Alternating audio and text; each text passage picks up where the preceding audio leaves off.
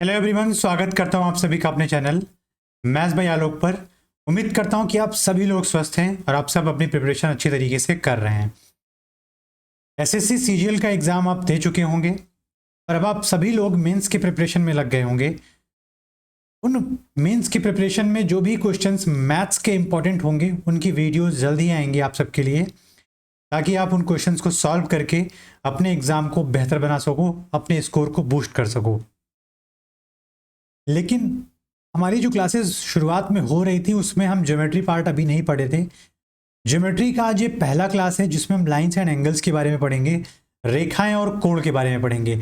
ये क्लास उन बच्चों के लिए है जिन बच्चों को ये नहीं पता कि कोण क्या होती है, रेखाएं क्या होती हैं, कितने प्रकार के कोण होते हैं, पॉलीगन्स कैसे बनते हैं, क्या होते हैं पॉलीगन्स। तो ये सभी चीज़ें यहाँ पर डिस्कस की जाएंगी। तिरछाभिमुख कोण क्या होते हैं, बाकी सभी चीज़ें यहाँ पर डिस्कस की जाएंगी।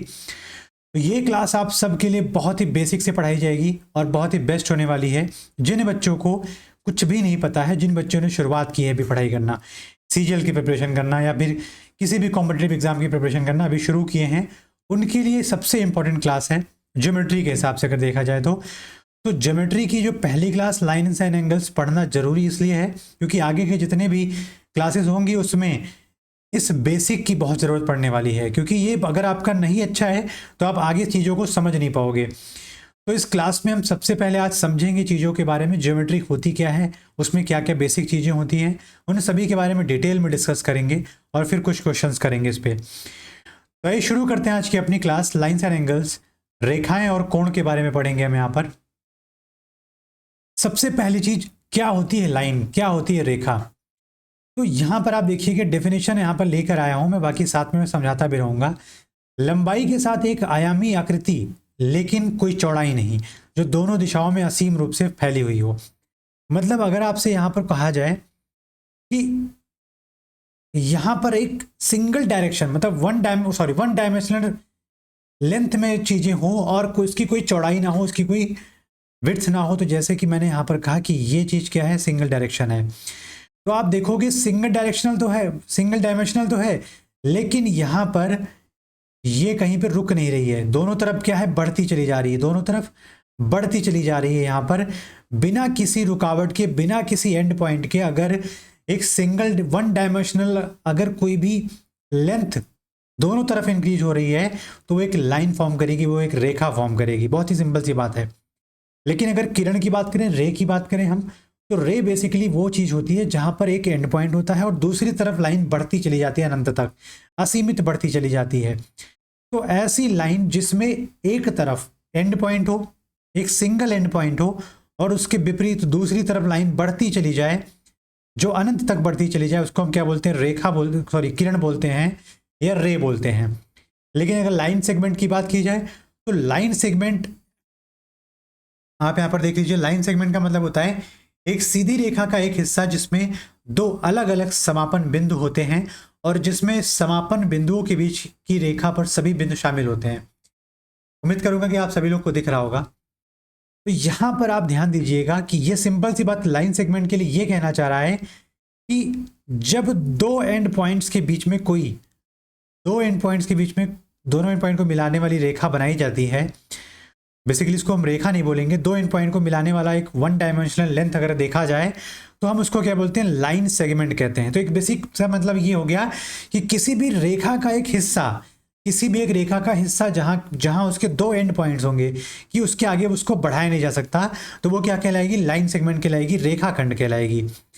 आगे बात करते हैं परपेंडिकुलर लाइंस क्या होती है। परपेंडिकुलर लाइंस वो होती हैं जो दो सीधी रेखाएं एक दूसरे को 90 डिग्री के कोण पर कट करती हों। जैसे यहां पर कोई एक रेखा, ये मतलब सीधी रेखा है, इस सीधी रेखा पर इस रेखा के किसी बिंदु से सीधे 90 डिग्री पर अगर एक कोई लाइन बना दी जाए और वो देखा जाए, नापा जाए वहां का कोण, तो 90 डिग्री अगर आ जाता है तो यहाँ पर लाइन जो ए बी है और यहाँ पर लाइन ओ पी है, एक दूसरे का क्या है, परपेंडिकुलर है। तो मैं कह दूंगा ओ पी क्या है, ए बी पर परपेंडिकुलर है, या हम यहाँ से कह सकते हैं बी ओ पी पर परपेंडिकुलर है, या हम कह सकते हैं ए ओ पी पर परपेंडिकुलर है। तो ये बहुत ही बेसिक चीज है कि अगर किसी रेखा पर कोई दूसरी रेखा सीधे लंबवत खड़ी है तो उसको हम बोलते हैं परपेंडिकुलर लाइन। या लंबवत रेखा कहते हैं। अब पैरेलल लाइन की बात करते हैं। पैरेलल लाइन का मतलब वो होता है कि ऐसी दो रेखाएं जो एक दूसरे से समान दूरी पर हो। किसी भी बिंदु पर आप देखने जाओ तो उन दोनों रेखाओं के बीच की जो हाइट है वो हर जगह इक्वल हो, और उन दोनों रेखाओं को दोनों तरफ अनंत तक बढ़ाने पर वह दोनों रेखाएं एक दूसरे को कभी कट ना करें, तो ऐसी रेखाओं को हम क्या बोलते हैं? पैरेलल लाइंस बोलते हैं, या फिर समांतर रेखाएं कहते हैं। यहाँ पर परिभाषा लिखी है, आप चीज़ों को पढ़ के भी समझ सकते हो, बाकी मेरी बातों को बहुत ध्यान से सुनिए। यहाँ पर जो मैं बोल रहा हूँ वही वहाँ पे लिखा हुआ है। तो अगर इन रेखाओं को मैं आगे असीमित दूरी तक बढ़ाता चला जाता हूँ तो ये कभी भी एक दूसरे को कट नहीं करेंगी। तो इसका मतलब क्या हो जाएगा? ये रेखाएं क्या हो जाएंगी? पैरेलल रेखाएं हो जाएंगी। तो इसको डिनोट करने के लिए हम यहाँ पर एरो बना दिए हैं, मतलब दोनों रेखाएं पैरेलल हैं या समांतर रेखाएं हैं। अब ट्रांसवर्सल लाइंस क्या होती हैं? अनुप्रस्थ रेखाएं या तिर्यक रेखाएं कह सकते हैं हम।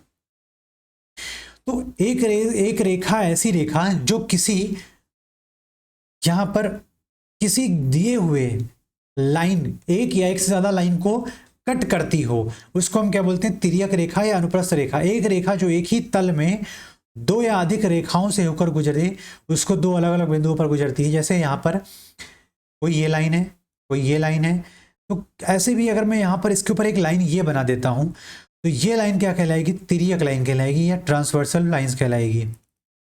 ट्रांसवर्सल लाइन कहलाएगी ये। मतलब एक ऐसी रेखा जो किसी दो दिए हुए रेखाओं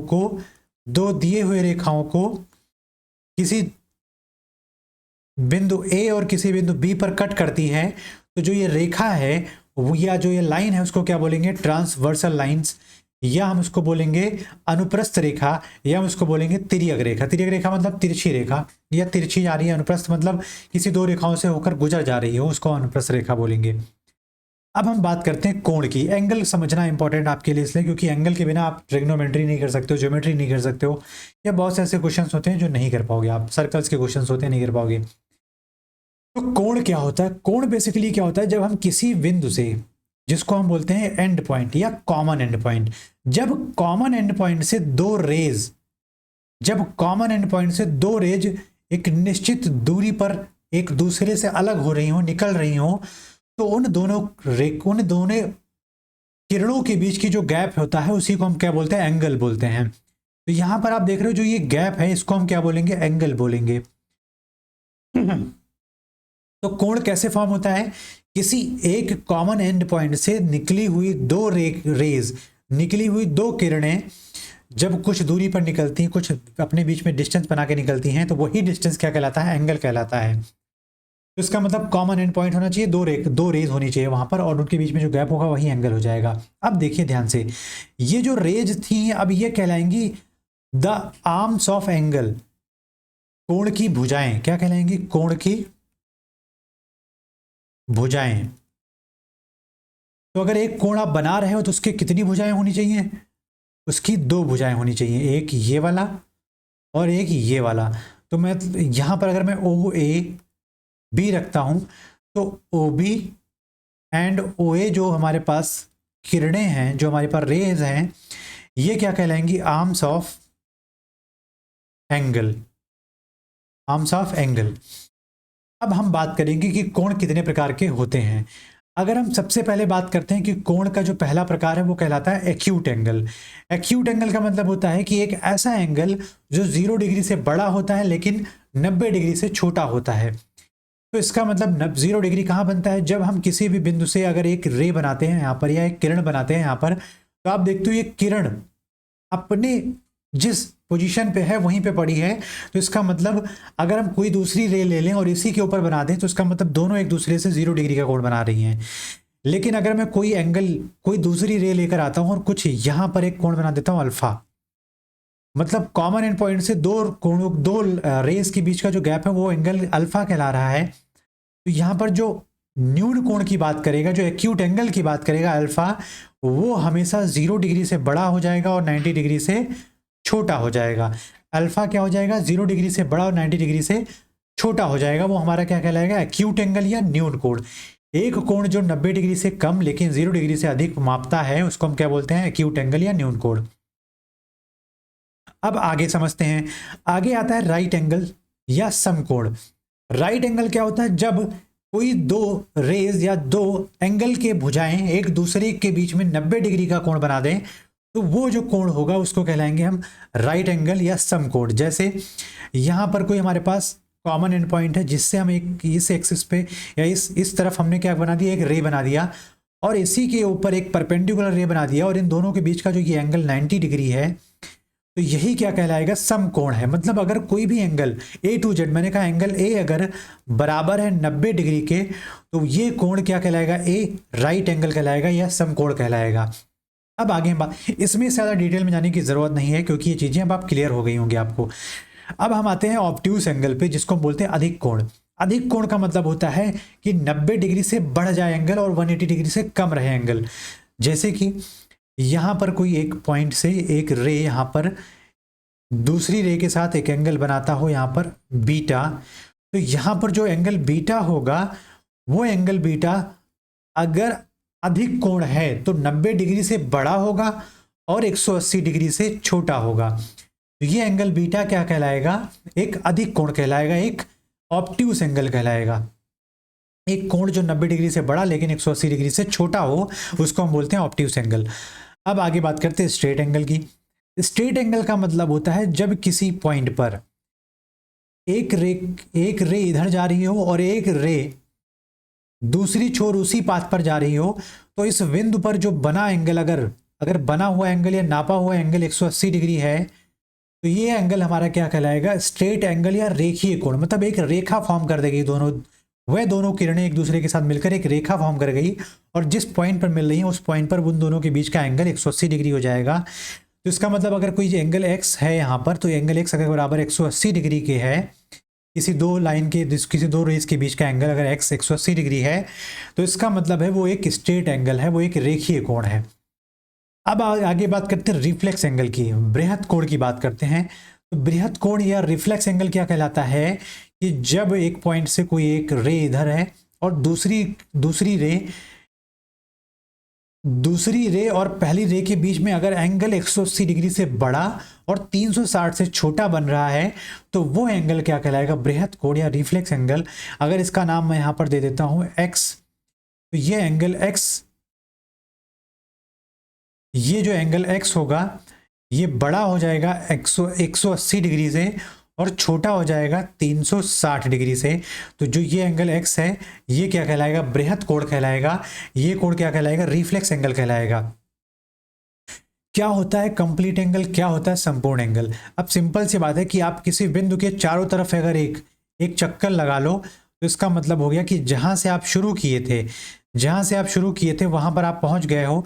तो ये आपने पूरा कितने एंगल का कोण बनाया, ये आपने पूरा कितने डिग्री का कोण बनाया आपने, तो टोटल 360 डिग्री का कोण बनाया। मतलब अगर कोई एंगल यहाँ पर मैं मान लेता हूँ एंगल m है, तो एंगल m अगर एग्जैक्ट बराबर है 360 डिग्री का, तो इसका मतलब वो एंगल m एक बिंदु पर पूरा का पूरा कंप्लीट एंगल बना रहा है या संपूर्ण कोण बना रहा है जो कि 360 डिग्री के बराबर है। तो ये सारी बातें थी लाइंस के बारे में, रेज के बारे में, सेगमेंट के बारे में। उसके आगे हमने कोण के बारे में समझा, कोण के कितने प्रकार होते हैं इसके बारे में समझा। अब थोड़ा सा और आगे बढ़ते हैं तो बात समझने की आती है कि एडजेसेंट एंगल क्या होता है। एडजेसेंट एंगल्स वो एंगल्स होते हैं कि जो दो आपस में किसी कॉमन एंड पॉइंट से, दो एंगल कॉमन एंड पॉइंट से, अब जाहिर सी बात है अगर कोई एंगल बन रहा है तो उसमें दो रेज होंगी, लेकिन अगर वो दोनों एंगल एडजेसेंट हैं तो वह दोनों एंगल कॉमन एंड पॉइंट से तो बनेंगे, साथ में वे 3 रेज से बनेंगे, जिसमें एक रे कॉमन होगी और बाकी 2 रेज उनकी अपनी खुद की होंगी।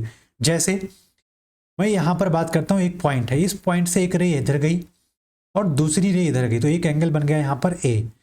अब इसी सेम पॉइंट से एक रे इधर बना दिया जाए, तो जो ये वाला एंगल B होगा उसमें देखोगे आप तो A एंड जो B होगा वो दोनों क्या हो जाएंगे, एडजेसेंट एंगल हो जाएंगे। क्या हो जाएंगे, एडजेसेंट एंगल हो जाएंगे, या हम कह सकते हैं आसन्न एंगल हो जाएंगे, आसन्न कोण हो जाएंगे। मतलब एंगल ए और एंगल बी एक तो कॉमन एंड पॉइंट लेके बना रहे हैं, दूसरी बात इसका रे यहाँ पर, इसका रे यहाँ पर, लेकिन ये थर्ड रे जो है, थर्ड जो उसका एंगल का जो भुजा है वो कॉमन है दोनों में। तो दो कोण जो एक दूसरे के बगल में है, एक उभयनिष्ठ शीर्ष और भुजाएं साझा करते हैं, मतलब एक भुजा साझा करते हैं और उभयनिष्ठ कॉमन शीर्ष को साझा करते हैं, तो ऐसे एंगल को हम क्या करते हैं, आसन्न कोण कहते हैं, और एक दूसरे के ऊपर नहीं बनेंगे या ओवरलैप नहीं करेंगे। अगल बगल बना हुआ कोण जिसमें एक भुजा कॉमन हो और उसके साथ साथ उनके शीर्ष कॉमन हो। अब आगे बात करते हैं कॉम्प्लीमेंट्री एंगल्स। कॉम्प्लीमेंट्री एंगल्स या पूरक कोण वे कोण होते हैं जिनमें दो कोण आपस में मिलकर अगर 90 डिग्री बना दे रहे हैं या आपस में जोड़कर उनको 90 डिग्री मिल रहा है, तो वो दोनों कोण क्या कहलाएंगे, पूरक कॉम्प्लीमेंट्री एंगल्स कहलाएंगे। जैसे मैंने यहाँ पर कहा कि ये वाला एंगल अगर x है और ये वाला एंगल अगर y है, तो sum of angle x and angle y अगर 90 डिग्री के बराबर हो जा रहा है, तो इसका मतलब x और y यहाँ पर क्या कहलाएंगे, कॉम्प्लीमेंट्री एंगल्स कहलाएंगे, पूरक कोण कहलाएंगे यहाँ पर। लेकिन अगर हम बात करें सप्लीमेंट्री एंगल की, समपूरक कोण की, तो यहाँ पर अगर कोई भी कोण समपूरक कोण तब होगा, दो कोण समपूरक कोण तब होंगे जब उन दोनों कोणों का योग 180 डिग्री के बराबर हो जाए। अगर ये एंगल ए है और ये एंगल बी है, तो angle A plus angle B किसके बराबर हो जाएगा, 180 डिग्री के बराबर हो जाएगा। आप यहां से देख सकते हो। तो और यहां पर अब एंगल ए और एंगल बी क्या कहलाएंगे, समपूरक कोण कहलाएंगे, सप्लीमेंट्री एंगल कहलाएंगे। जैसे आपसे बात की जाए कि 120 डिग्री का समपूरक कोण कौन सा होगा, तो 120 में आप क्या जोड़ोगे कि 180 आ जाए, तो 60 डिग्री जोड़ना पड़ेगा। तो इसका मतलब है कि 120 और 60 एक दूसरे के समपूरक कोण है। जैसे 45 और 45 एक दूसरे के पूरक कोण है, 60 और 30 एक दूसरे के पूरक कोण है। तो ये सारी बातें आपको समझाने की थी, जो क्योंकि बहुत ही इंपॉर्टेंट चीजें हैं। अब थोड़ी सी बात कर लेते हैं और आगे की।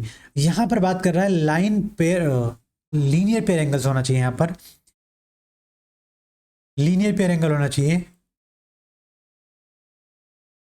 ठीक। लीनियर पेयर एंगल इसलिए होना चाहिए क्योंकि रैखिक कोण होता है। यहां पर कोणों को रैखिक कहा जाता है, या कोणों को रैखिक कोण तब कहा जाता है यदि वह दो रेखाओं को प्रतिच्छेदन के बाद एक दूसरे से सटे होते हैं। एक रैखिक जोड़ी के कोणों का योग हमेशा 180 डिग्री, इंग्लिश में पढ़ लेते हैं। एक the angle are set to be linear if they are adjacent to each other after the intersection of the two lines the sum of angles of a linear pair is always equals to 180 degree.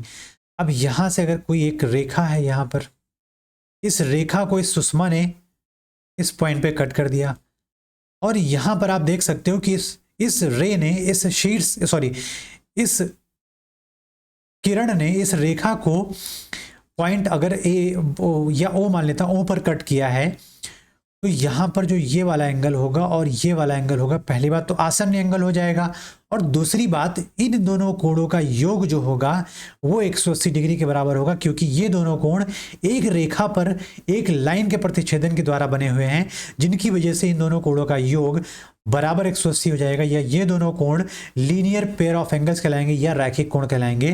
तो यहां पर मैं लिख सकता हूं alpha plus beta बराबर क्या हो जाएगा, 180 डिग्री हो जाएगा, जिसको हम सप्लीमेंट्री एंगल्स भी कहते हैं। आगे बात करते हैं वर्टिकली अपोजिट एंगल्स क्या होते हैं। वर्टिकली अपोजिट एंगल्स वह एंगल्स होते हैं जब हम किसी दो लाइंस को एक दूसरे से इंटरसेक्ट करते हुए आगे बढ़ाते चले जाते हैं, तो उस इंटरसेक्शन पॉइंट पर आप देखोगे तो आमने सामने का जो कोण होगा, आगे पीछे का जो कोण होगा, वो आपस में बराबर होगा। उसका कारण है क्योंकि वहां पर हम दो तीन चीजों से समझ सकते हैं। जैसे एक लाइन ये है और दूसरी लाइन ये है, तो यहां पर आप देखोगे ये लाइन हमारे पास पूरी की पूरी जा रही है, ये लाइन आप देखोगे तो पूरी की पूरी सीधी जा रही है इधर, और ये लाइन पूरी की पूरी सीधी जा रही है इस तरफ। तो अगर आप इस कोण की बात करते हो अल्फा,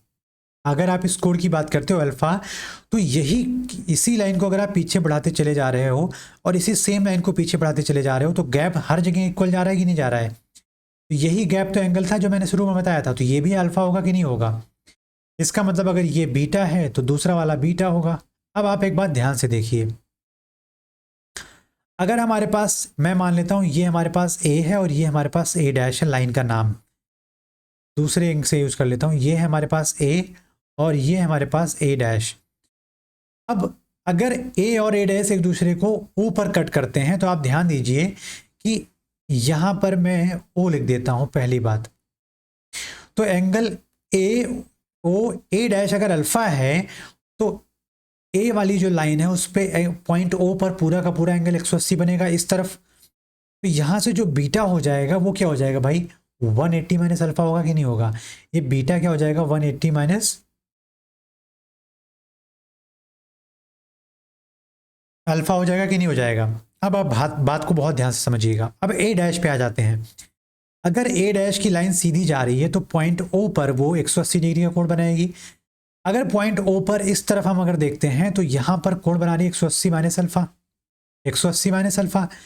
और इस तरफ वाला कोण कितना होगा कि टोटल एंगल अल्फा 180 हो जाए, तो जाहिर सी बात होगी कि यहाँ वाला एंगल अल्फा होगा, तभी दोनों को जोड़कर हम 180 पाएंगे। तो आप यहाँ से भी देख सकते हो, अगर ये अल्फा था तो ये अब अल्फा आ चुका है, इसका मतलब शीर्षाभिमुख कोण या लंबवत विपरीत कोण, इसको हम शीर्षाभिमुख, सबसे बेहतर इसका प्रोनाउंसिएशन होगा हिंदी में, शीर्षाभिमुख कोण बोलते हैं इसको। शीर्षों के एक दूसरे के विमुख कोण जो हैं वो बराबर होते हैं।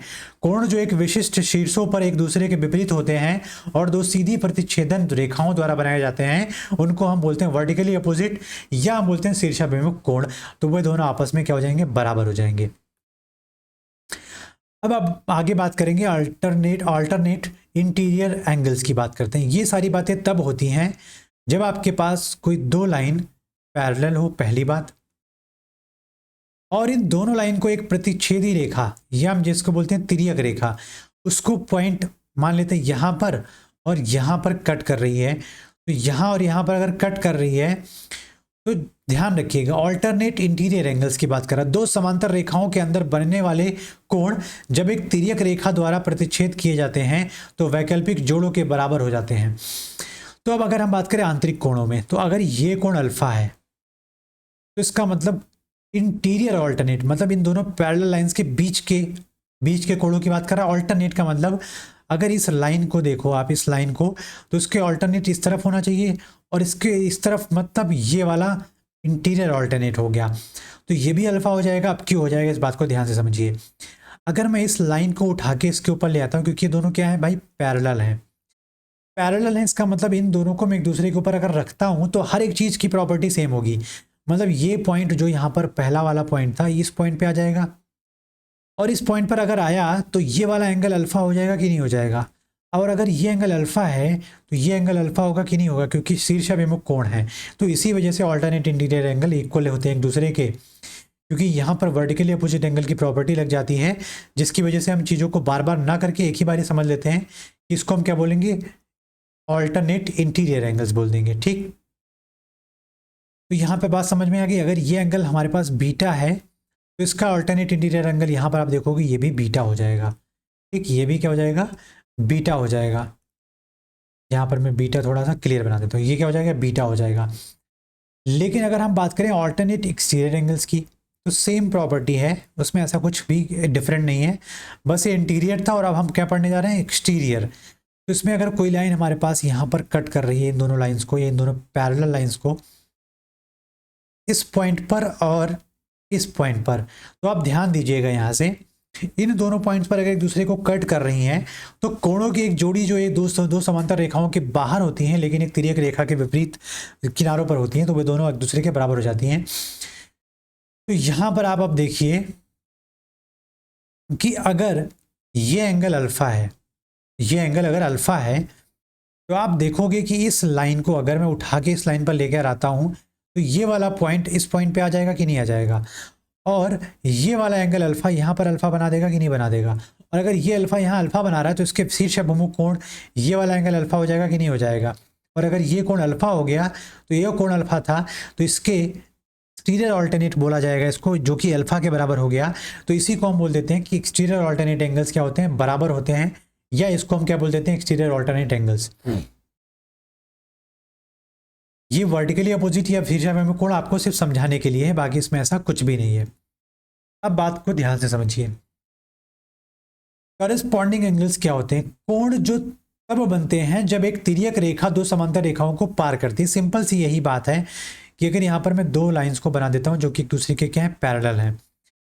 दो लाइन अगर एक दूसरे के पैरेलल हैं और इसको एक तिर्यक रेखा कट कर रही है, तो यहाँ पर आप देखेंगे ये वाला एंगल अल्फा था, तो यहाँ पर ये वाला एंगल अल्फा क्यों होगा? क्योंकि ये दोनों एक दूसरे के करस्पॉन्डिंग एंगल्स हैं। क्यों? क्योंकि अगर मैं इस लाइन को देखूं और इस लाइन को देखूं तो दोनों एक दूसरे के पैरेलल हैं, और इस लाइन को अगर इस लाइन के ऊपर लेकर आता हूं मैं, सीधे एक दूसरे को अटैच कर देता हूं, तो इस पॉइंट को इस पॉइंट पे देखना पड़ेगा कि नहीं पड़ेगा, क्योंकि वो हो जाएंगे। और इस पॉइंट पर यही एंगल अल्फा बना रहा है, तो यही वाला एंगल अल्फा बनाएगा कि नहीं बनाएगा, तो ये क्या कहलाएंगे, करस्पॉन्डिंग एंगल कहलाएंगे। फिर ऐसे यहाँ वाला एंगल अगर बीटा है तो ये वाला एंगल भी बीटा हो जाएगा। इसके वर्टिकल अपोजिट ये वाला एंगल बीटा, इसके वर्टिकल अपोजिट ये वाला अल्फा, और इसके वर्टिकल अपोजिट ये वाला बीटा, इसके वर्टिकली अपोजिट ये वाला अल्फा। तो इसी एक डायग्राम में आप समझ सकते हो कि ऑल्टरनेट इंटीरियर एंगल क्या है, ऑल्टरनेट एक्सटीरियर एंगल क्या है, और करस्पॉन्डिंग एंगल्स क्या है। ये सारी चीज़ें आपको यहाँ पर समझाई जा सकती हैं, बताई जा सकती हैं। अब हम बात करेंगे आगे पॉलीगन की। अब इतनी सारी बातें हमने जो की हैं, ये सारी की सारी बातें आपके लिए लाइंस और एंगल्स को समझने के लिए मोर देन एनफ है, सफिशिएंट है आप सबके लिए। अब हम बात करेंगे पॉलीगन, जिसको हम बोलते हैं बहुभुज। बहुभुज क्या होता है? बहुभुज बेसिकली वो आकृति होती है जो बंद आकृति कोई एक पर्टिकुलर शेप में हो, जिसके पास शीर्ष हो, भुजाएं हो, कोण हो, इंटीरियर एंगल हो, एक्सटीरियर एंगल हो, ये सारी चीजें हो। वो अगर बंद आकृति बन जा रही है तो एक पॉलीगन कहलाता है, एक बहुभुज कहलाता है। सबसे छोटा बहुभुज जो है वो सबसे मिनिमम 3 साइड को लेकर बनाया जा सकता है, जिसको हम ट्राइंगल या त्रिभुज के नाम से जानते हैं। पॉलीगन वह बंद आकृति है जिसमें शीर्ष, भुजा, कोण, ये 3 बेसिक चीजें हैं जो इनको चाहिए। और पॉलीगन सबसे छोटा पॉलीगन जो होता है वो क्या होता है? सबसे छोटा पॉलीगन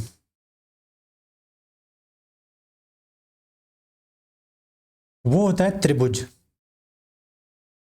त्रिभुज का मतलब 3 रेखाओं से घिरी हुई बंद आकृति को हम क्या बोलते हैं? त्रिभुज बोलते हैं, जिनमें 3 शीर्ष, 3 भुजाएं और 3 उन शीर्षों पे आंतरिक कोण होंगे, अल्फा, बीटा और गामा। तो ये हम त्रिभुज अगले चैप्टर में पढ़ेंगे और बहुत डिटेल में पढ़ेंगे, बस इतना समझाना था पॉलीगन क्या होता है। अब आप ध्यान दीजिए, पॉलीगन में अगर n नंबर ऑफ साइड्स हैं तो वहां पर कितने शीर्ष होंगे? n नंबर ऑफ शीर्ष। क्योंकि यहां पर आप देख सकते हो कि यहां पर एक लाइन को आप मिलाकर दूसरी लाइन से मिला रहे हो, दूसरी लाइन को मिला रहे हो, तो एक दूसरे को अगर आप देखो यहाँ पर 4 भुजाएं हैं, तो कितनी शीर्ष हैं? 4। तो ये क्या हो जाएगा? क्वाड्रिलेटरल, चतुर्भुज कहलाता है। अगर मैं यहाँ पर पेंटागन बना देता हूँ तो कितनी भुजाएं हैं भाई? 5 भुजाएं हैं। और कितने शीर्ष हैं? यहाँ पर 5 शीर्ष हैं। तो ये क्या हो गया? 5 शीर्ष 5 भुजाएं। ये हो गया पेंटागन या पंचभुज। तो ये सभी क्या है? बहुभुज हैं, क्लोज शेप में हैं सभी लोग। कभी कभी क्या होता है कि कॉन्वेक्स और कॉनकेव की बात करता है। कॉनकेव का मतलब अगर कोई धंसा हुआ है अंदर की तरफ, ऐसे बन जाए तो भी एक पॉलीगन है। और ये हमारा ये भी उभरा हुआ है। तो ये सारी चीज़ें बहुत ही बेसिक चीज़ें हैं जो स्कूल लेवल की होती हैं। ये बहुत इंपॉर्टेंट चीज़ें नहीं हैं। वो आप इंग्लिश अगर आपको आता है थोड़ा बहुत, आपने फिजिक्स पढ़ा है बहुत, तो कॉन्वेक्स और कॉनकेव आप देखकर समझ जाओगे। अब बात करते हैं कि क्या होता है बहुभुज, क्या होता है उनके कोणों का योग। आपने सुना होगा कि त्रिभुज के सभी कोणों का योग 180 डिग्री होता है। आपने सुना होगा कि चतुर्भुज के सभी कोणों का योग कितना होता है? 360 डिग्री होता है। तो आप एक बात ध्यान रखिएगा, यहां पर एक बात ध्यान देने की यह है कि अगर कोई भी बहुभुज हो, उनके आंतरिक कोण तो बदलते रहेंगे, आंतरिक कोणों का योग बदलता रहेगा, लेकिन कोई भी बहुभुज है तो उनके बाह्य कोण का अगर योग देखोगे तो वो हमेशा 360 डिग्री होगा, उससे ज्यादा या उससे कम। तो यहां पर आप देखिए कि ये कैसे पता चल रहा है कि भाई 180 डिग्री, 360 डिग्री या 720 डिग्री या 540 डिग्री कैसे आ रहा है भाई ये सारी चीजें। तो इसके लिए एक बेसिक फॉर्मूला है, इफ, यदि एक पॉलीगन, यदि एक पॉलीगन या एक बहुभुज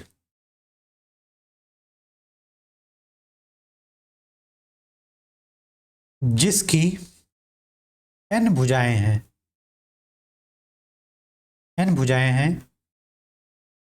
तो उस बहुभुज के सभी आंतरिक कोणों का जो योग है वो हो जाएगा n-2 इंटू 180 डिग्री। जाहिर सी बात है।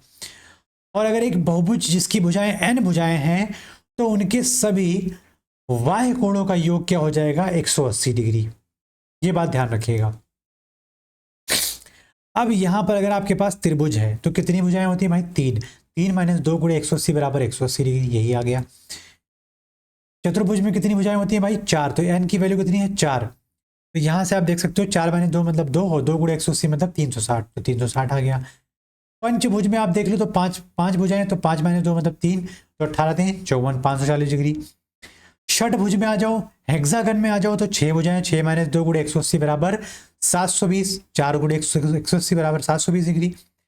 तो आप इस फॉर्मूले से किसी भी बहुभुज के आंतरिक कोणों का योग फाइंड कर सकते हो। लेकिन अगर उस बहुभुज की भुजा ज्ञात करनी हो तो क्या करना पड़ेगा?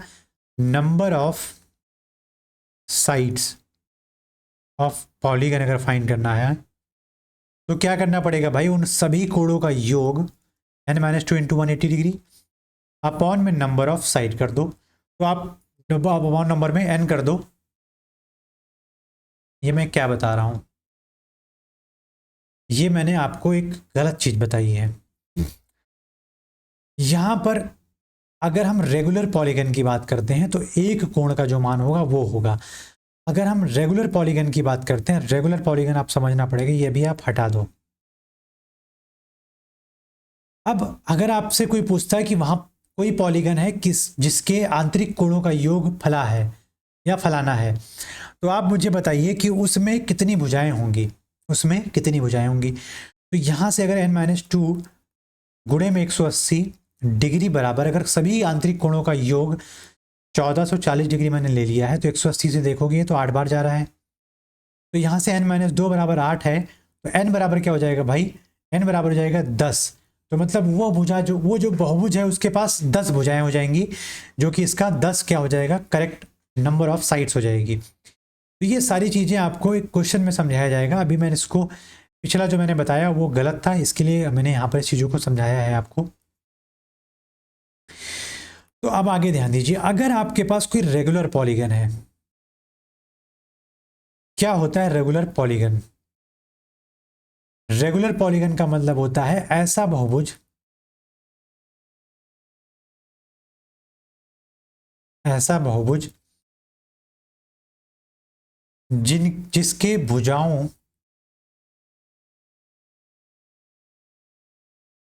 जिसके भुजाओं, जिसके सभी भुजाओं का माप बराबर हो। क्या हो? बराबर हो। उसको हम बोलते हैं रेगुलर पॉलीगन। रेगुलर पॉलीगन का मतलब अगर मैं कहूं यहां पर एक ट्राइंगल है और रेगुलर पॉलीगन है, तो उसका मतलब इसकी सभी भुजाएं क्या है? बराबर हैं। तो अगर सभी भुजाएं बराबर तो कोण भी बराबर हो जाएगा। तो आप यहां पर ध्यान दीजिए, अगर रेगुलर पॉलीगन के किसी एक कोण का मान निकालना हो तो single angle of any regular polygon, तो angle of regular each angle की अगर बात करूं यहां पर मैं, यहां पर पहले लिख देता हूं each angle of regular polygon, तो उसका फॉर्मूला क्या हो जाएगा? जैसे हमने पढ़ा n-2 इंटू 180 क्या होता है? टोटल एंगल्स का सम होता है वहां पर, अगर इंटीरियर एंगल की बात करें। और इसी को नंबर ऑफ पॉलीगन से अगर डिवाइड, नंबर ऑफ साइड से डिवाइड कर दिया जाए तो वो एक प्रत्येक कोण का मान हो जाएगा, वो रेगुलर पॉलीगन के प्रत्येक कोण का मान हो जाएगा। अब ऐसे ही अगर यहां पर आपसे कोई बोलता है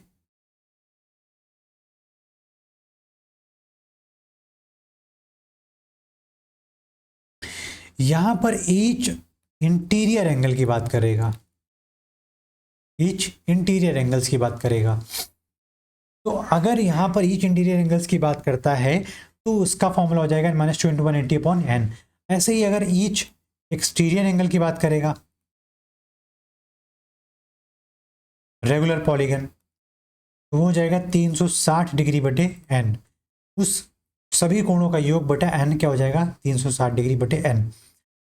क्वेश्चन वाइज वर्सा हो सकता है, अगर बोल दिया कि उसका प्रत्येक कोण फलाना है तो वहां पर नंबर ऑफ साइड बताओ, या उसने बोल दिया तो इससे निकाल सकते हो, या उसने बोल दिया कि उस रेगुलर पॉलीगन का एक एक्सटीरियर एंगल इतना है तो उसका नंबर ऑफ साइड बताओ, तो इससे लगा सकते हो। या आप कह सकते हो कि उन सभी कोणों का योग, इंटीरियर एंगल का सभी कोणों का योग अगर इतना है तो आप क्या फॉर्मूला लगाओगे? -2 इंटू 180 डिग्री। अब आगे देखो, अब हमारे पास क्या आ गया, क्वेश्चन आ गया। जो हमने अभी तक पढ़ा है उससे ज़्यादा पढ़ने की ज़रूरत नहीं है, अब आगे हम क्वेश्चन को समझते हैं और करते हैं। तो अगर हमारे पास एक लाइन ए बी है और ए बी पर एंगल एक्स इस भुजा द्वारा बनाया, इस रे द्वारा बनाया जा रहा है, तो एंगल वाई का मान बताइए। तो मैं कह सकता हूं कि X and Y are the linear pair of angle. एक ही रेखा पर बने एक बिंदु पर दो आसन्न कोण है, और इन आसन्न कोणों का मान क्या हो जाएगा भाई, जोड़ेंगे तो क्या हो जाएगा, अगर वो लीनियर पेयर हैं तो X plus Y, angle X plus angle Y बराबर हो जाएगा 180 डिग्री। यहां से हम कह सकते हैं कि एंगल वाई क्या हो जाएगा, 180 डिग्री माइनस एक्स की वैल्यू यहाँ पर दे रखी 48 डिग्री। तो हम कह सकते हैं एंगल वाई जो हो जाएगा वो हो जाएगा 132 डिग्री। 8 2 10 13 4 17 18 132 डिग्री। आप सभी विद्यार्थियों और सभी बच्चों से एक मेरी बहुत बड़ी गलती का मैं आज यहाँ पर सॉरी बोलना चाहूँगा कि पिछले वीडियोस में, किसी एक दो वीडियोस में कहीं कहीं के पे मैं यहाँ पर टाइपिंग एरर की प्रॉब्लम की वजह से मैंने हिंदी के हिसाब से सॉल्यूशन बताया है, और हिंदी के हिसाब से सॉल्यूशन सही माना जाएगा क्योंकि मैं हिंदी को फोकस करता हूँ। इंग्लिश जो ट्रांसलेशन है उसमें कुछ चीज़ें गलत हो सकती हैं, तो आप हिंदी को सही मानकर इंग्लिश को सही कर लीजिए और उस ऑप्शन को फिर सुधार लीजिए जो आपने अपने तरफ से लगाया है। दूसरी बात, पिछले कुछ एक दो वीडियो में लास्ट के कोई एक क्वेश्चन है जहाँ पर हम 90 को माइनस कर रहे हैं किसी एंगल से 107 से, तो वहाँ पर मैं 27 के बजाय 37 शायद लिख दिया हूँ, ऐसा कुछ था, या 34 ऐसा कुछ था, नहीं मैं वहाँ पर 107 डिग्री से 90 को माइनस करके 27 डिग्री लिख दिया हूँ, जो कि गलत होगा। वो हो जाएगा 17 डिग्री हो जाएगा। इसके लिए मैं वापस जाऊँगा, 17 डिग्री हो जाएगा, जिसका ट्वाइस 34 डिग्री आंसर हो जाएगा, ना कि 54 डिग्री। कहीं कहीं पे चीज़ें आगे बढ़ते चले जाते हैं और पीछे का ध्यान नहीं रहता है, इस वजह से वहाँ पर गलतियाँ हो जाती हैं। ऐसा नहीं कि वो गलती जानबूझकर हुई हो, उसके लिए हमें माफ़ी चाहिए। तो यहाँ पर आप देख सकते हैं y का मान 132 डिग्री कब आया, जब y और x क्या है, लीनियर पेयर एंगल है। लीनियर पेयर क्यों है, क्योंकि वो एक ही रेखा पर एक ही बिंदु पर दो आसन्न कोण है। ठीक है, अब आगे ध्यान देते हैं। एक कोण के संपूरक का माप मूल कोण के 4 गुना से 10 अधिक है। मूल कोण का पूरक कोण ज्ञात कीजिए। बहुत ही बढ़िया क्वेश्चन है। एक कोण के संपूरक का माप, एक कोण मैंने कहा यहाँ पर अगर x है तो दूसरा कोण जो होगा वो 180 माइनस एक्स होगा, या दूसरा कोण अगर y है तो x प्लस वाई क्या हो जाएगा भाई, 180 डिग्री हो जाएगा। तो बहुत आराम से समझाता हूँ इस चीज को। तो जो एक कोण के संपूरक का माप मूल कोण के 4 गुना से 10 अधिक है, तो जो y है वो मूल कोण के 4 गुना से, मतलब इस मूल कोण का अगर 4 गुना कर दिया जाए फिर भी 10 अधिक है, तो ये दूसरा एंगल हो गया, ये पहला एंगल हो गया। तो टोटल कितना हो जाएगा 5x, जो कि बराबर हो जाएगा यहाँ से 180 से 10 घटा देंगे तो क्या आ जाएगा 170 डिग्री आ जाएगा। 180 से अगर 70 डिग्री 170 डिग्री माइनस कर 10 डिग्री माइनस कर दूंगा इन दोनों को जोड़कर, क्योंकि ये समपूरक कोण है यहाँ पर। तो यहाँ से आप x की वैल्यू क्या कर सकते हो, 34 डिग्री बता सकते हो। अब आगे ध्यान दो, मूल कोण हमारा निकल के आ गया 34 डिग्री। मूल कोण का पूरक कोण क्या होगा, मूल कोण का कॉम्प्लीमेंट्री एंगल क्या होगा। तो मूल कोण में ऐसा क्या जोड़ें कि उसका कोणों का योग 90 डिग्री हो जाए, क्योंकि पूरक कोण क्या होता है भाई 34 डिग्री प्लस कोई एंगल मान लेता हूं यहाँ पर ए है, तो बराबर क्या हो जाना चाहिए 90 डिग्री। तो एंगल ए कितना जाएगा यहाँ से 56 डिग्री हो जाएगा एंगल ए, जो कि मूल कोण का क्या हो जाएगा, ये पूरक कोण हो जाएगा। तो इस क्वेश्चन का जो फोर्थ ऑप्शन हो जाएगा राइट आंसर हो जाएगा। अब आगे ध्यान से समझो, कोण के का समपूरक कोण 12x प्लस 4 डिग्री है, मतलब k plus 12x plus 4 degree बराबर 180 डिग्री है, पहली बात। दूसरी बात कहता है और कोण k का पूरक कोण 6x है, मतलब k प्लस 6x डिग्री बराबर क्या है 90 डिग्री है। तो इस इक्वेशन को और इस इक्वेशन को अगर देखा जाए तो मैं इक्वेशन 2 को ट्वाइस करके देख सकता हूं कि ये 180 बन जाएगा इंटू 2 करके, तो इस पूरे को इंटू 2 करके मैं इसको इक्वेट करा सकता हूं कि नहीं। तो यहां से आप कह सकते हो k plus 12x plus 4 degree बराबर हो जाएगा 2k प्लस 12x डिग्री के। हम ऐसा क्यों करें, क्योंकि k का मान ज्ञात करना, तो x एलिमिनेट करना है हमें, तो ये हो गया एलिमिनेट यहाँ से। तो आप देख सकते हो k क्या चला गया इस तरफ, के कहाँ आ गया, इस तरफ, तो के इधर आ गया, तो 2k से एक के घट जाएगा, तो के जो कि बराबर हो जाएगा 4 डिग्री के। इस क्वेश्चन का जो फोर्थ ऑप्शन हो जाएगा वो हो जाएगा राइट आंसर हो जाएगा। अगला क्वेश्चन देखते हैं। अगला क्वेश्चन ये कहता है कि एक गिवन फिगर है जिसमें ए बी पैरेलल है सी डी के, ए बी जो है वो पैरेलल है सी डी के, तो यहाँ पर कुछ कोण दिए हुए हैं जिसमें एंगल एक्स का मान पूछा है। तो एंगल एक्स का मान निकालने के लिए सबसे ज़्यादा ज़रूरी है कि हाँ, अगर ए बी और सी डी पैरेलल हैं तो मैं क्या इस बिंदु से एक ऐसी रेखा को ड्रॉ कर सकता हूँ जो इन दोनों रेखाओं से समान दूरी पर हो। मतलब ये भी रेखा मैं मान लेता हूँ ओ ओ डैश, तो ओ ओ डैश अगर कंस्ट्रक्ट करना पड़े एक पैरेलल रेखा जो ए बी के पैरेलल है ओ ओ डैश, और ये इसके पैरेलल है किसके, सी डी के, और ये आपस में भी पैरेलल है ए बी और सी डी। तो मैं यहाँ से एक बात ये कह सकता हूँ कि ये चीज़ हो गई पैरेलल। तो जो ये वाला ध्यान दो, ये एंगल 35 है, ये एंगल क्या है 35 है, तो ये वाला एंगल क्या हो जाएगा भाई, एक मिनट, ये वाला एंगल क्या हो जाएगा 35 हो जाएगा कि नहीं हो जाएगा, क्यों हो जाएगा, क्योंकि ये एंगल क्या कहलाएंगे, इंटीरियर ऑल्टरनेट एंगल। ये वाला एंगल और ये वाला एंगल क्या कहलाएगा, इंटीरियर ऑल्टरनेट एंगल।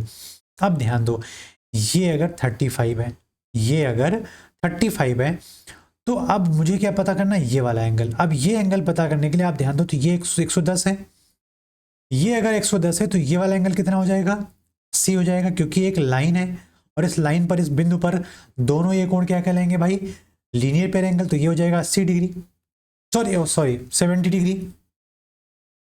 देखिए आप, ऐसे गलती हो जाती है, पीछे का भूल जाता है इंसान, फिर गलती सुधार नहीं पाता और चीज़ें वो गलत होने लगती हैं। तो ये हो गया 70 डिग्री। अब 70 डिग्री अगर ये वाला एंगल है, ये वाला एंगल अगर 70 डिग्री है, तो मैं कह सकता हूँ ये वाला एंगल भी 70 होगा, क्योंकि इंटीरियर ऑल्टरनेट एंगल हो जाएगा अगर ए बी ओ डैश के पैरेलल है। तो यहाँ पर अगर मैं बात करूँ तो 2x प्लस 15 डिग्री कितना हो गया भाई, 70 प्लस 35 कितना हो जाएगा, 105 डिग्री। इन दोनों का योग ही तो 2x प्लस 15 है। तो 2x बराबर यहाँ से कितना आ जाएगा, 105 माइनस 15 क्या हो जाएगा, 90 डिग्री। तो x बराबर यहाँ से क्या आ जाएगा, 45 डिग्री, जो कि इस क्वेश्चन में हमारा फर्स्ट ऑप्शन का हो जाएगा राइट आंसर। चीज़ों को समझना, वीडियो को पॉज करके बहुत ही अपने तरीके से लगाना, फिर समझना, फिर करना इस तरीके से।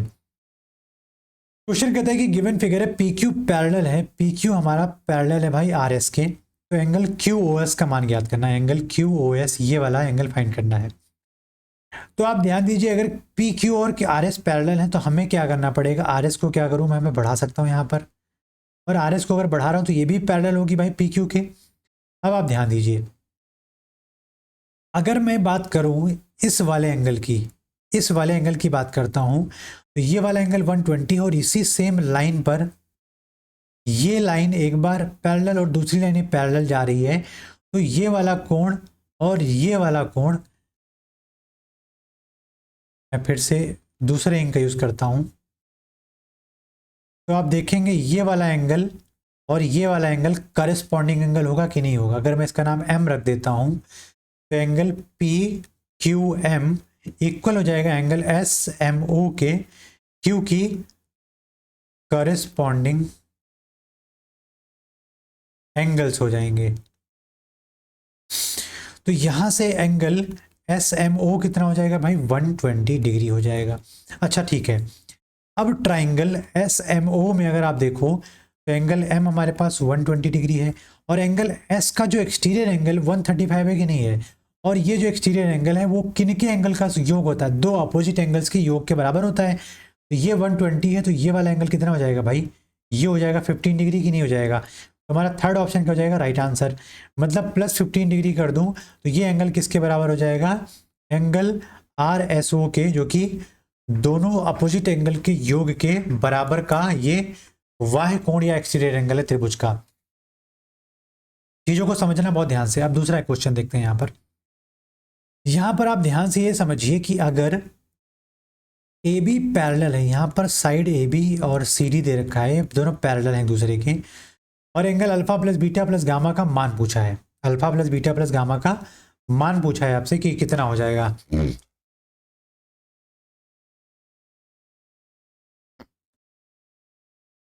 तो आप ध्यान रखिए, अगर मैं यहाँ पर एक रेखा पैरेलल ड्रॉ करता हूं इस बिंदु से,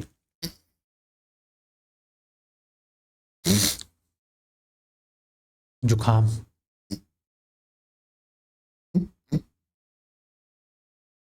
तो आप देखोगे कि जो ये रेखा है वो ए बी और सी डी के पैरेलल है। तो ये वाला एंगल कितना हो जाएगा भाई, ये वाला एंगल आप देखोगे तो इस वाले एंगल के बराबर होगा कि नहीं, ये भी अल्फा हो जाएगा क्योंकि ये इंटीरियर ऑल्टरनेट एंगल है। और अब यहां पर आप देखो तो ये वाला एंगल कितना हो जाएगा, सॉरी, तो ये वाला एंगल कितना हो जाएगा, बीटा हो जाएगा क्योंकि ये भी इस लाइन को अगर बढ़ा दिया जाए तो इंटीरियर ऑल्टरनेट एंगल है। अब आप ध्यान से देखिए, अगर शुरुआत में ये वाला एंगल, शुरुआत में अगर ये वाला एंगल गामा था तो इस शीर्षाभिमुख होने की वजह से ये क्या हो जाएगा, गामा हो जाएगा कि नहीं हो जाएगा, ये एंगल क्या हो जाएगा, गामा हो जाएगा कि नहीं हो जाएगा। ये एंगल अगर गामा हो गया मेरे बच्चे, बहुत मोटा हो गया, ये एंगल अगर गामा हो गया तो आप देख सकते हो ये अल्फा, ये पूरा का पूरा बीटा और ये पूरा का पूरा गामा। तो किसी एक पॉइंट पर 3 alpha plus beta plus gamma का योग देखोगे तो कितने एंगल का कोण बनाएगा, कितने डिग्री का कोण बनाएगा, 360 डिग्री का। तो इस क्वेश्चन में alpha plus beta plus gamma क्या हो जाएगा हमारे पास, 360 डिग्री हो जाएगा, जो कि इस क्वेश्चन का सेकेंड ऑप्शन हो जाएगा राइट आंसर। आगे क्वेश्चन करते हैं। चित्र में यदि पी क्यू, एक मिनट, पी क्यू परपेंडिकुलर है पी एस पर, ये पी क्यू पी एस पे परपेंडिकुलर और पी क्यू पैरेलल है एस आर के, तो जाहिर सी बात है एस आर भी क्या है भाई, पी एस पे परपेंडिकुलर, सॉरी पी एस क्या है, एस आर पे परपेंडिकुलर और एस पी जो है वो पी क्यू पे परपेंडिकुलर। अगर दो पैरेलल लाइंस हो गई और उस पर ये दोनों लाइन मिला दिया जाए तो ये अगर परपेंडिकुलर है तो ये भी परपेंडिकुलर होगा, क्योंकि यहाँ पर आप देखोगे तो ये 90 हो जाएगा और ये इंटीरियर ऑल्टरनेट की वजह से क्या हो जाएंगे, इक्वल हो जाएंगे। बात को चाहे ऐसे समझो चाहे वैसे समझो, बात तो एक ही है। तो यहाँ पे बोलता है यदि angle S Q R, angle S Q R अगर 28 डिग्री ये वाला एंगल और angle Q R T, angle Q R T ये वाला एंगल 65 डिग्री है, तो एक्स और वाई का मान ज्ञात कीजिए। तो आप मुझे बताइए कि अगर इस त्रिभुज एस क्यू आर में बात करूं तो आर का वाई कोण जो है वो 65 डिग्री है, तो आर का जो वाई कोण 65 डिग्री है किन दो कोणों के योग के बराबर होगा भाई, इंटीरियर ऑपोजिट एंगल्स के सम के बराबर, तो मतलब एस प्लस क्यू के। और अगर क्यू का मान 28 डिग्री है तो एंगल क्यू एस आर कितना हो जाएगा भाई, यहां से ये हो जाएगा 37 डिग्री, क्या हो जाएगा 37 डिग्री हो जाएगा। कौन सा कोण, ये वाला कोण, ठीक। अब अगर ये कोण 37 डिग्री है तो आप देख सकते हो कि एंगल पी एस आर क्या है हमारे पास 90 डिग्री, अभी पहले बात की थी। तो यहां से पी एस आर में से y प्लस 37 डिग्री के बराबर है 90 डिग्री की नहीं, तो y कितना हो जाएगा आप कह सकते हो 53 डिग्री। y अगर 53 है और यहाँ पर ये अगर 37 है और एस आर पैरेलल है पी क्यू के, तो एंगल x बराबर हो जाएगा 37 डिग्री, क्योंकि इंटीरियर ऑल्टरनेट एंगल है कि नहीं। तो x का मान 37 और y का मान 53 डिग्री के यहाँ पे हो, उस ऑप्शन को क्या लगा, तो थर्ड ऑप्शन हमारा क्या हो जाएगा, करेक्ट ऑप्शन हो जाएगा, क्योंकि क्वेश्चन x पहले और y बाद में पूछा था, तो इसलिए हमारा थर्ड ऑप्शन इस क्वेश्चन का करेक्ट आंसर हो गया। अब आगे ध्यान से समझे, दिए गए चित्र में कोण x डिग्री, a डिग्री और c डिग्री और 180 माइनस बी डिग्री दर्शाए गए हैं। 180 माइनस बी डिग्री क्या है भाई, आगे देख लेते हैं। तो यहां पर एंगल कौन सा सही होगा, मतलब अब आप ध्यान दीजिए, तो हम अगर a प्लस बी प्लस सी को देखूंगा या a माइनस बी माइनस सी, जिसको भी देखना चाहूँ देख सकता हूं, तो किसके क्या बराबर होगा, x के बराबर कुछ होगा। अगर मैं त्रिभुज ये वाला लेता हूं, ये त्रिभुज ले लूं मैं, तो आप मुझे एक बात बताइए कि इस त्रिभुज का ये वाला एंगल और ये वाला एंगल a और b है, तो ये जो एक्सटीरियर एंगल होगा ये क्या हो जाएगा, a degree plus b degree हो जाएगा कि नहीं हो जाएगा। अब आप बात को बहुत ध्यान से समझिए, अगर मैं इसका नाम रख देता हूं a b c, तो अब त्रिभुज में बात करूंगा ACE में, तो त्रिभुज AC में ACE में अगर एंगल A और एंगल C को जोड़ दिया जाए तो ये एंगल किसके बराबर हो जाएगा, ई पॉइंट का एक्सटीरियर एंगल x डिग्री के बराबर हो जाएगा। बिल्कुल होगा, क्योंकि अपोजिट एंगल के योग के बराबर होता है एक्सटीरियर एंगल दूसरे पॉइंट का। तो यहाँ से एंगल ए का मान क्या है, c डिग्री, और एंगल c का मान हमने इस ट्राइंगल में देखा, इस वाले ट्राइंगल में क्या अभी क्या आया है भाई, a प्लस बी डिग्री, जो कि बराबर x डिग्री के। तो हम कह सकते हैं x डिग्री बराबर हो जाएगा a degree plus B degree plus c degree. तो आप देख सकते हो कि ये चीज़ कहाँ पे मेंशन की गई है, यहाँ थर्ड ऑप्शन में। हमारा थर्ड ऑप्शन क्या हो जाएगा इस क्वेश्चन का, करेक्ट ऑप्शन हो जाएगा x बराबर a प्लस बी प्लस सी। अगले क्वेश्चन पे पढ़ते हैं। अगला क्वेश्चन कहता है कि अगर ए बी पैरेलल है, भाई ये क्या है सिस्टम, अगर ए यहां पर बी है ना कि यहां पर, ए बी पैरेलल है एच एफ के, पहली बात, और डी ई पैरेलल है एफ जी के। तो एंगल एफ डी ई का मान बताइए, ये वाला एंगल हमें फाइंड करना है। अब आप बात को समझिए, अगर एच एफ पैरेलल है ए बी का, तो यहां पर आप मुझे बताओ ये वाला एंगल कितना हो जाएगा भाई, ये वाला एंगल कितना हो जाएगा, ये एंगल आप कह सकते हो कि 28 डिग्री हो जाएगा। क्यों, क्योंकि करेस्पॉन्डिंग एंगल्स हो जाएगा।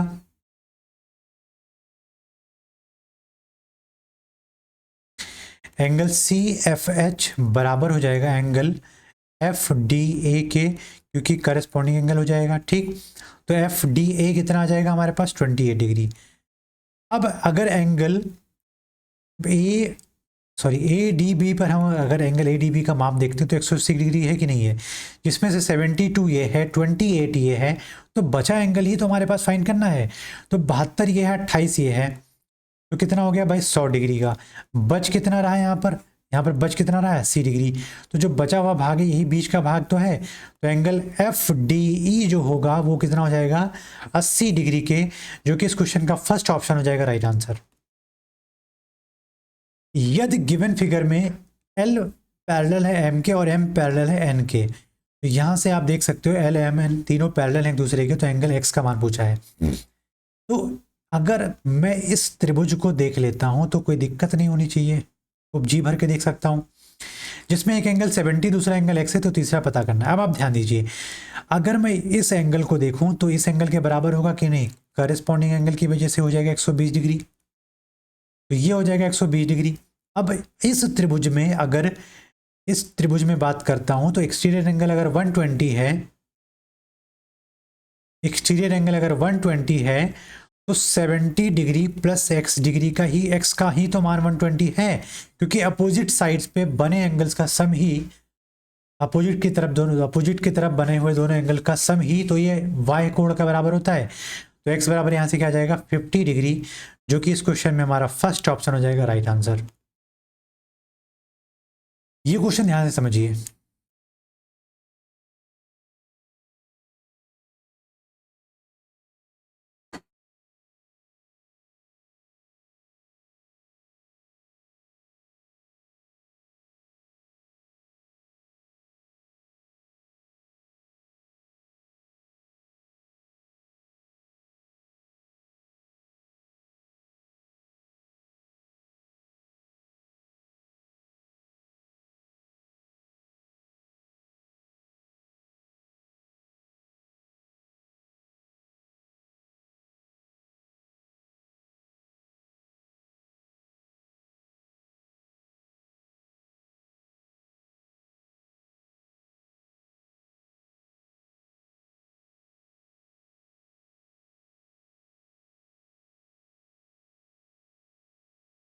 क्वेश्चन कहता है कि in given figure A B parallel है सी डी के, और सी डी पैरेलल है ई एफ के, और ई एफ पैरेलल है एच जी के।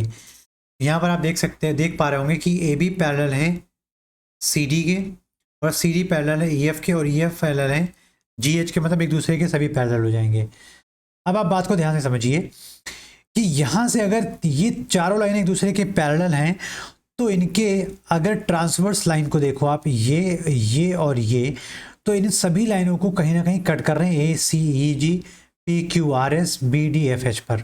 ठीक, तो अब आप ध्यान से ये सुनिए कि अगर ये तीनों लाइन प्रतिच्छेदी रेखाएं इन सभी पैरेलल रेखाओं को कहीं ना कहीं कट कर रहे हैं तो उनके बीच का जो गैप है, उनके बीच का करस्पॉन्डिंग साइड का रेशियो एक दूसरे के बराबर हो जाएगा। मतलब AC बराबर AC अपॉन EC बराबर हो जाएगा PQ अपॉन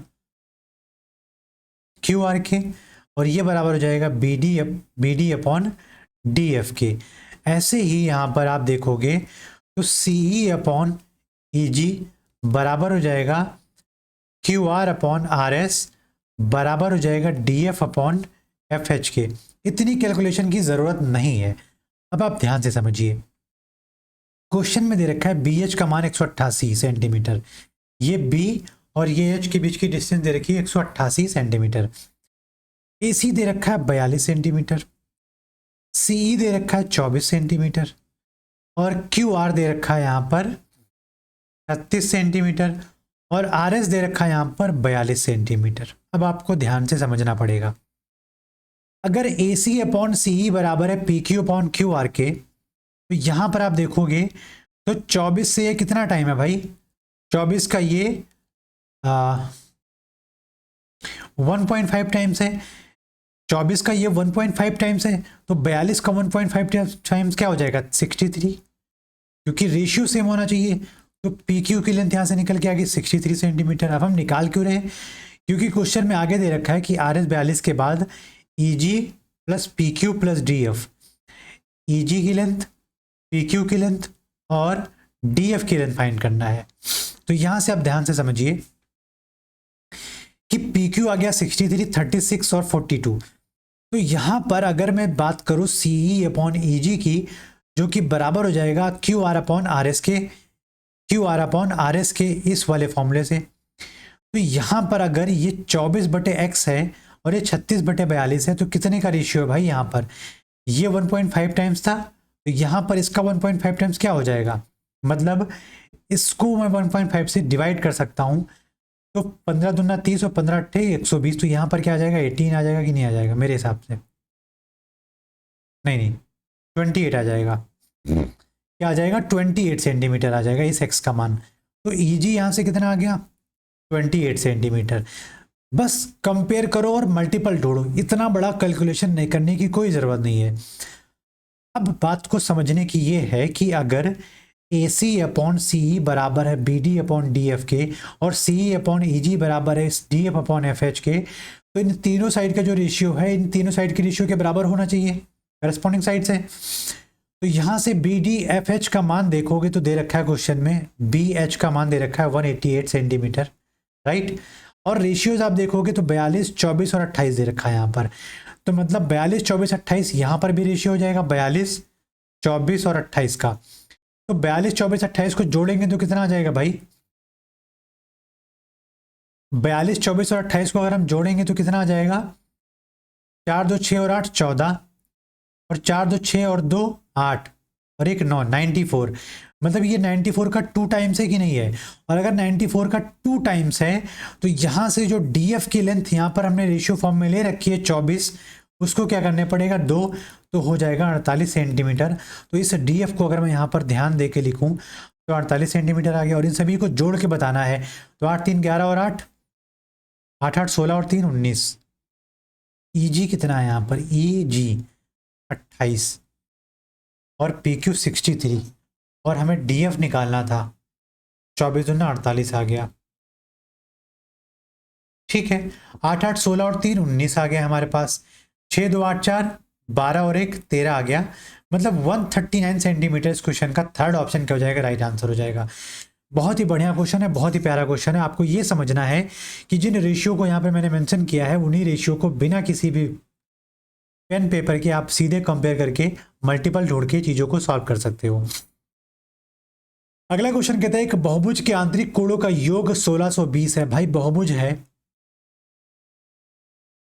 तो बहुभुज के पास कितनी भुजाएं होंगी, मान लेते हैं n भुजा है। तो आंतरिक कोणों का योग दे रखा है यहाँ पर, जो कि हमने फॉर्मूला पढ़ा था -2 इंटू 180 डिग्री, ये किसके बराबर हो जाएगा 1620 के। तो बहुभुज की भुजाओं की संख्या ज्ञात कीजिए हमारे पास। हम देखिए संख्या ज्ञात करनी है तो n-2 बराबर क्या हो जाएगा 1620 डिग्री अपॉन 180 डिग्री। 0 से 0 हटा देंगे और 18 से 9 बार चला जाएगा, तो n माइनस 2 बराबर 9 है, तो n बराबर 11 भुजा आ जाएगी उस बहुभुज की, जो कि हमारे पास फोर्थ ऑप्शन हो जाएगा इस क्वेश्चन का राइट आंसर। चीज़ों को बहुत ही इत्मीनान और बहुत ही ध्यान से समझने की है, क्योंकि ये सभी क्वेश्चंस आपके एग्जाम में आए हुए क्वेश्चंस हैं और आपके किसी भी एग्जाम में बैठोगे तो बहुत ही हेल्पफुल होंगे वहां पर। इस क्वेश्चन में कुछ गड़बड़ी थी जो कि हमने इस चीज को सुधारा नहीं था शायद।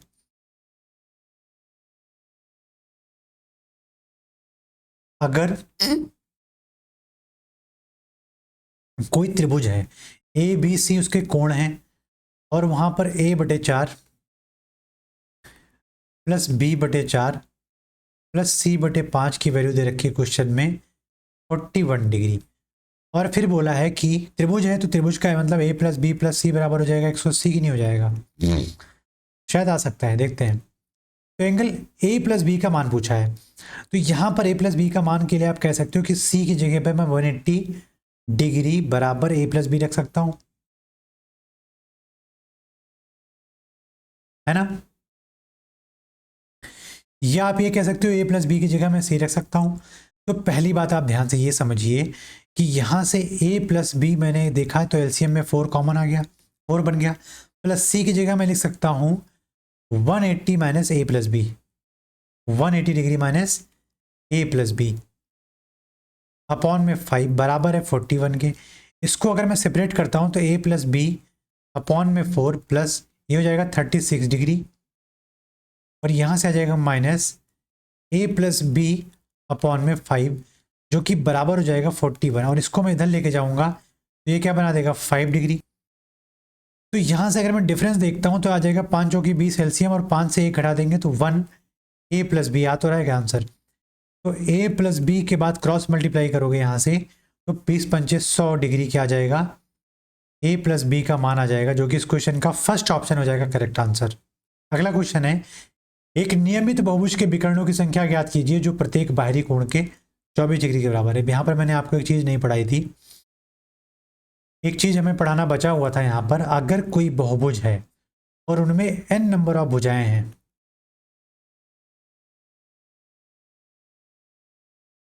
n भुजाओं वाले बहुभुज के विकर्णों की संख्या जो होगी वो हो जाएगी n into N minus 3 upon में 2। ये कहीं पे भी अप्लाई करोगे हर जगह से अप्लाई होगा और हर जगह आंसर देगा आप। n into N minus 3 upon 2, n जहां पर बहुभुज की भुजाओं की संख्या है, ठीक। तो यहां पर आप देखिएगा कि जिसके प्रत्येक बाहरी कोण, तो प्रत्येक बाहरी कोण या बाह्य कोण का मान आप देखोगे, कोण का मान देखोगे तो क्या जाता है भाई 360 डिग्री अपॉन, क्योंकि रेगुलर पॉलीगन है अपॉन में n, तो 360 डिग्री अपॉन में n बराबर क्या दे रखा है 24। तो ये 24 से कितनी बार जाएगा 15 बार जाएगा, 24 से करना 24, 12 24 पंचे 120, ठीक है। तो n का मान यहाँ से क्या आ गया 15, मतलब वो बहुभुज में अगर देखा जाए तो 15 भुजाएं हैं। तो विकर्ण कितने हो जाएंगे भाई, विकर्ण हो जाएंगे 15 गुणे 15 माइनस 3 बटे में 2। तो 15 माइनस 3 का मतलब होता है 12, और 12 को 2 से काटेंगे तो 6 बार जाएगा। तो 90 विकर्ण आएंगे, सॉरी 90 विकर्ण आएंगे उस क्वेश्चन में। तो यहाँ पर विकर्णों की संख्या हो जाएगी 90, जो कि सेकंड ऑप्शन इस क्वेश्चन का क्या हो जाएगा राइट आंसर। एक नियमित बहुभुज का आंतरिक कोण उसके बाहरी कोण का 5 गुना है, मतलब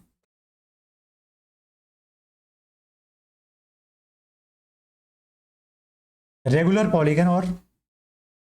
पॉलीगन में इंटीरियर और सॉरी इंटीरियर एंगल्स और एक्सटीरियर एंगल्स के रिस्पेक्ट में बात कर रहा है। तो एक बहुभुज है, मान लेते हैं एक बहुभुज है,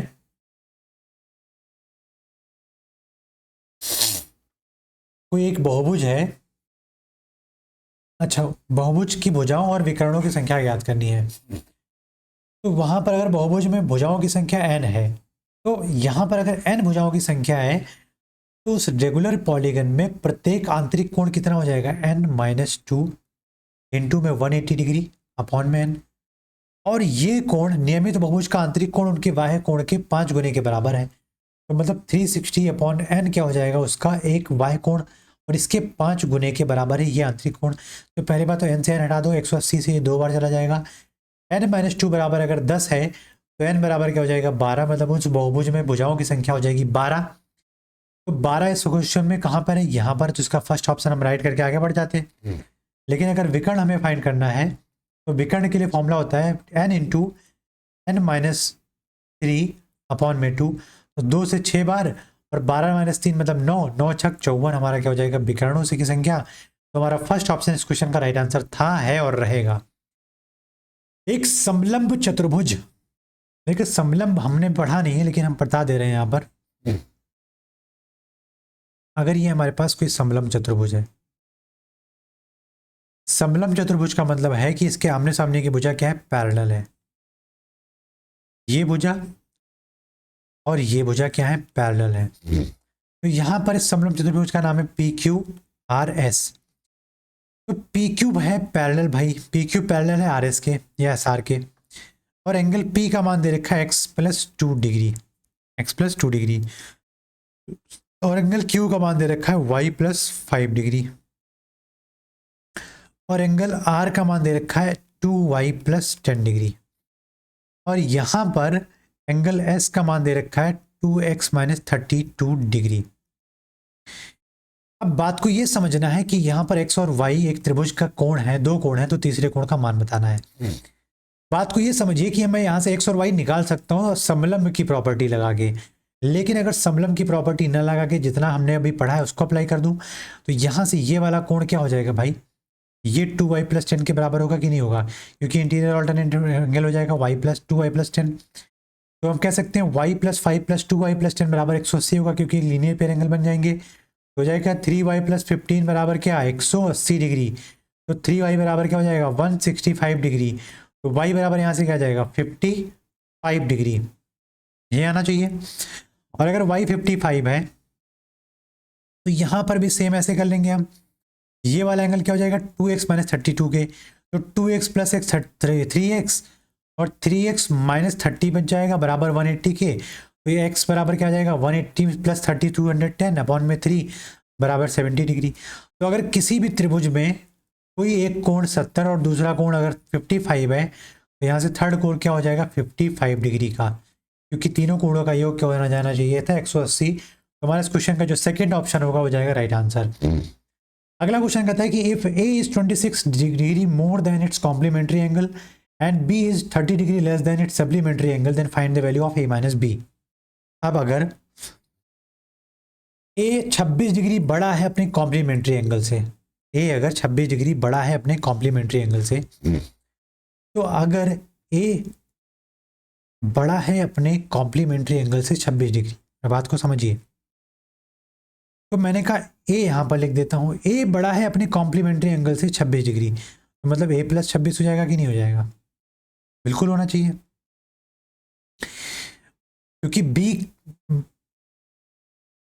नहीं, मतलब A बड़ा है B से 26 डिग्री, तो यहाँ पर क्या होना जाना चाहिए, माइनस होना चाहिए, क्योंकि अगर B A - 26 डिग्री तो A होगा जिसका योग बराबर है 90 डिग्री के, क्योंकि कॉम्प्लीमेंट्री एंगल्स है। तो मतलब 2A बराबर यहाँ से क्या हो जाएगा 116 डिग्री, तो A बराबर क्या हो जाएगा यहाँ से 58 डिग्री। अब बात A की हो गई, अब बात हम करेंगे B की। B अपने समपूरक कोण से 30 डिग्री कम है, मतलब अगर B है यहाँ पर और अपने समपूरक कोण से B 30 डिग्री कम है, तो यहाँ पर क्या होना चाहिए B + 30 डिग्री, B + 30 डिग्री, क्योंकि B कम है इस वाले कोण से, तो बराबर क्या है 180 डिग्री के, क्योंकि सप्लीमेंट्री समपूरक कोण है। तो 2B बराबर क्या हो जाएगा 150 डिग्री, तो B बराबर यहाँ से क्या जाएगा 75 डिग्री। तो कोण में क्या पूछा था A - B, तो 58 - 75 कर देंगे, तो यहाँ से आप देख सकते हो 12 और 5 17 -17 डिग्री। इस क्वेश्चन का क्या हो जाएगा, फर्स्ट ऑप्शन हो जाएगा इस क्वेश्चन का राइट आंसर। त्रिभुज ABC में एक कोण A कोण B कोण C का अनुपात 2:3:4 के है, तो एक रेखा CD को BA के समांतर, पहले तो एक त्रिभुज बनाते हैं यहाँ पर और इसका नाम रख देते हैं ABC, जहां पर कोणों का अनुपात दे रखा है A का 2, B का 3 और C का 4, मतलब x मान लो या यूनिट मान लो। तो तो यहाँ से कहता है सी डी बी ए के पैरेलल है, तो एक सीधी रेखा है, मतलब पैरेलल तो लग नहीं रही है लेकिन मैं इसको लगाने की कोशिश करूँगा। तो ये रेखा, पहली बात तो रेखा नहीं रही लेकिन हम मान लेते हैं रेखा सी डी पैरेलल है ए बी के। तो जो ये वाला एंगल आप देख रहे हो किसकी बात कर रहा है, एंगल ए सी डी की बात कर रहा है, ये वाला एंगल। तो ये टोटल एंगल की अगर मैं बात करूं तो ये टोटल एंगल की अगर बात की जाए किसके बराबर हो जाएगा भाई, ये टोटल एंगल जो होगा वो इस 3 यूनिट की बजाय ये बाहर वाली यूनिट के बराबर हो जाएगा, 180 माइनस थीटा के बराबर, माइनस 3 यूनिट के बराबर होगा कि नहीं होगा, क्योंकि ये वाला एंगल और ये वाला एंगल करस्पॉन्डिंग एंगल होगा। पहली बात तो 3, 2, 5 और 4 9 यूनिट की वैल्यू अगर क्वेश्चन में 180 डिग्री, मतलब ट्राइंगल के एंगल का सम 180 डिग्री होता है, तो एक यूनिट बराबर क्या हो जाएगा यहाँ से 20 डिग्री। तो मतलब ये हो जाएगा 80, ये हो जाएगा 40 और ये कितना हो जाएगा 60। ये अगर 60 है तो ये हमारा कितना हो जाएगा 120, और ये अगर 120 तो ये कितना होना चाहिए पूरा 120, जिसमें से ये 80 आ चुका है। तो ये वाला एंगल कितना हो जाएगा 40 डिग्री, जो कि इस क्वेश्चन का हमारे पास थर्ड ऑप्शन का जाएगा, राइट आंसर हो जाएगा। तो ये थे आपके बेहतरीन 18 क्वेश्चन और आपके बेहतरीन लाइंस और एंगल्स की डिटेल एक्सप्लेनेशन, डिटेल में हर चीज़ के बारे में बेसिक समझाना और उनकी हर एक चीज़ों को समझाना, और आपको बहुत ही हेल्पफुल मिलेगा, आपको बहुत ही हेल्प मिलेगी इन सभी चीज़ों से। इसकी में मुझे बहुत ही ज़्यादा आशा है, उम्मीद है। मिलेंगे अपने अगले वीडियो में ट्राइंगल्स को लेके, क्वाड्रिलेटरल्स को लेके, सर्कल को लेके, और उसके बाद हम पढ़ेंगे मेंसुरेशन, इन सभी चीज़ों के बारे में हर एक चीज़ पढ़ेंगे, आप बिल्कुल भी बेफिक्र रहिए। अगले वीडियोस में मैं सीजीएल मेंस की भी चीज़ों को लेकर आऊँगा, उसके साथ साथ में एमटीएस की और जीडी की भी क्वेश्चन कराऊँगा, क्योंकि आपका लक्ष्य अगर सिलेक्शन लेना है तो हमारा भी एक लक्ष्य होगा कि आपका साथ ना छोड़ने का। और एनालिसिस जल्दी आएगा, उम्मीद करूँगा जल्दी भेजा जाए। तो ये सभी चीज़ें आपके लिए इंपॉर्टेंट थी। मिलेंगे अगली वीडियो में, तब तक के लिए धन्यवाद। जय हिंद, जय भारत।